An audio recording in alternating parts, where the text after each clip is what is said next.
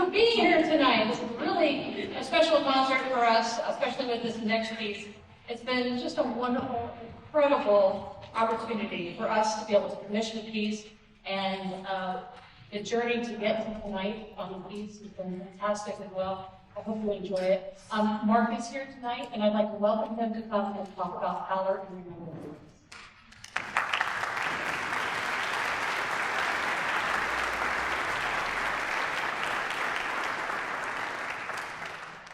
Thank you very much. Dr. Eckstein, all dedicated members of the fine ensemble, ladies and gentlemen. The study of history, whether it be music history, art history, world history, or my second love, American history, involves far more than memorization of dates. But I think most everyone would agree that there are certain dates which are seared into our memory that forever change the direction and destiny of our country, and in some ways, the entire world. 3 specific dates and the events we associate with them must certainly be included. September 11th, 2001, better known as the 9/11 terrorist attacks on the World Trade Center, the Pentagon, and in the air above that field near Shanksville, Pennsylvania. November 22nd, 1963, Dealey Plaza, Dallas, Texas.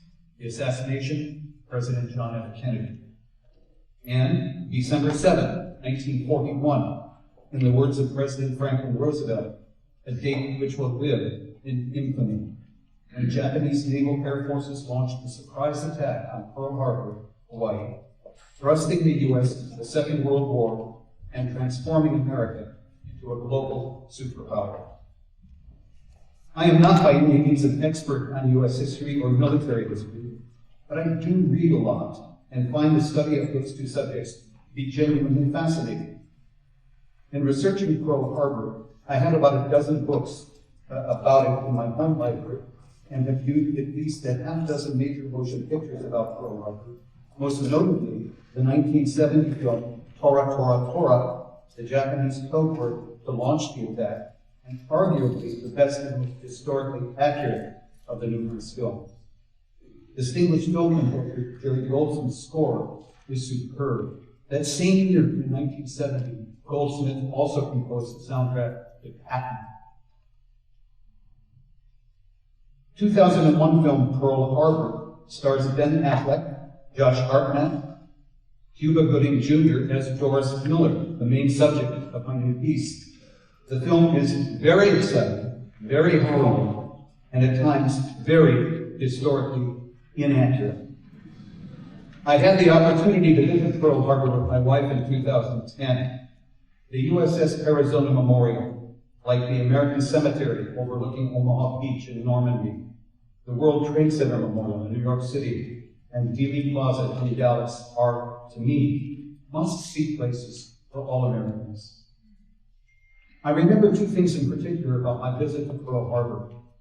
The battleship Arizona received a full load of oil and fuel the day before the attack.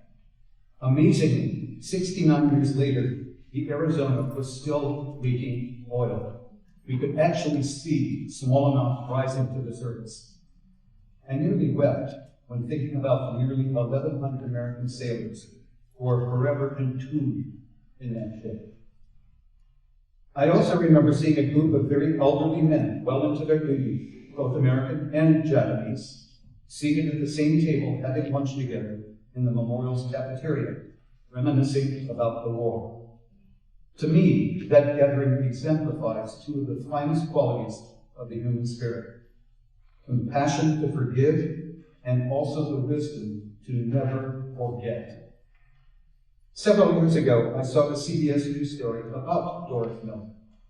2 Miller relatives, when being interviewed, said that the doctor told Mrs. Miller that she could expect to be giving birth to a baby girl. Well, it didn't exactly turn out that way. But the family insisted, for whatever reasons, that his name would remain Doris. He was anything but feminine. Miller, the grandson of enslaved people, was a large and very powerful man. He was a star fullback for his high school football team and the heavyweight boxing champion on the battleship West Virginia. Doris Miller, as the provost said, was the first African-American recipient of the Navy Cross for Valor in his heroic actions at Pearl Harbor aboard the West Virginia. Admiral Chester Nimitz, commander of the U.S. Pacific Fleet, personally presented the Navy Cross to Mess Attendant, second class, Doris Miller, in May of 1942 at Pearl Harbor. Miller was born in Waco, Texas in October 1919. He later served on the heavy cruiser USS Indianapolis and the escort carrier Liscum Bay. Miller was killed on the Liscum Bay when it was torpedoed by a Japanese submarine in November of 1943. His body was never found. A $13 billion Gerald R. Ford-class aircraft carrier will be named the USS Doris Miller and will be commissioned in 2032. Hooray for the U.S. Navy. My piece begins with quiet simplicity, recalling Doris Miller's humble beginnings in rural Texas, but with undertones of harmonic tension. As the music unfolds, there are some moments of intense dissonance and passages that are martial in style that pay tribute to his heroism. There is a 2-minute authentic recorded excerpt of President Roosevelt's famous Day of Infamy speech that he delivered to a joint session of Congress on December 8, 1941, the day after Pearl Harbor. Following the speech begins a section that serves as a kind of postlude, featuring the beautiful U.S. Navy hymn, Eternal Father, Strong to Save. And very importantly, there is the main, originally composed, noble in character, Doris Miller theme. And I will ask that Lisa and the band please share that main theme with you at this time.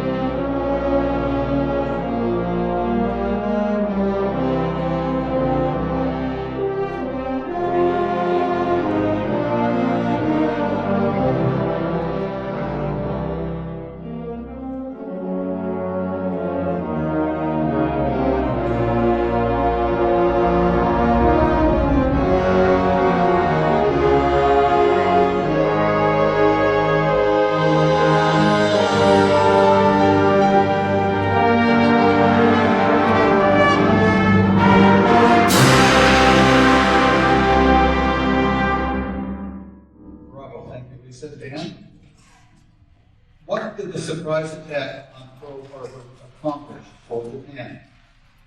The question is perhaps best answered by the attack's mastermind, Harvard-educated Admiral Isaburo Yamamoto, who said, "I fear all we have done is to awaken a sleeping giant and fill him with a terrible resolve."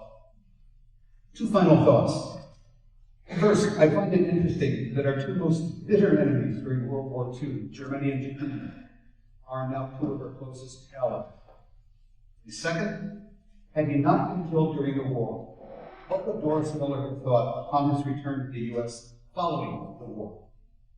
My guess is that maybe he would have said something like this: "We have vanquished both German and Japanese fascism abroad, but I see that we still have a long way to go to vanquish racism at home." Thank you for coming tonight and for listening to my remarks.